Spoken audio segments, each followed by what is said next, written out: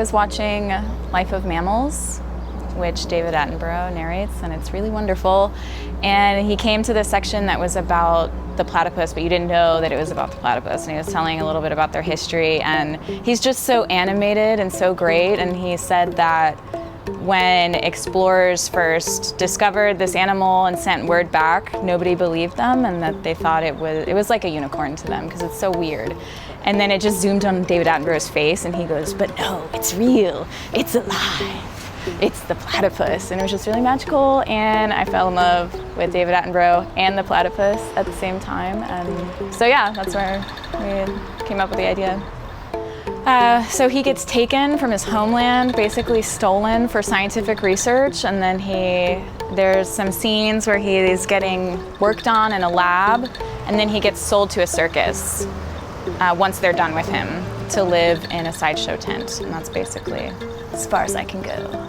I mean, what are you gonna do if you get stolen? I mean, there's also, what I think is the saddest part is that there's no way for him to go home ever. He's never going home.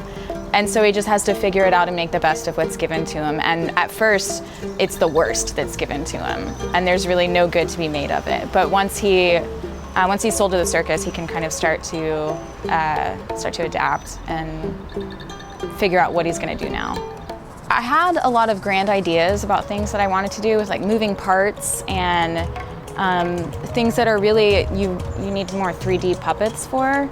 And at first when we were starting out, I was like, I want to play with that. I want to see what that's like, and you have to adjust your whole set too, because it's not just a table with projectors at that point. You need to have shelves attached to your screens if you're going to have 3D things built up onto them, and we didn't actually do any of that. And I like it that way because I think what's great about shadow puppets is they're so simple, and it's just shapes and two colors, and that's all you really have to communicate. I do think the moving puppets that we do have are the best that we've made so far. We made a couple platypuses where his heads and his tails move, and I just think it looks so cool. And I think it has a greater emphasis because it's special when that happens. It's not just everywhere all over the place. So 2 overhead projectors on one screen is pretty magical.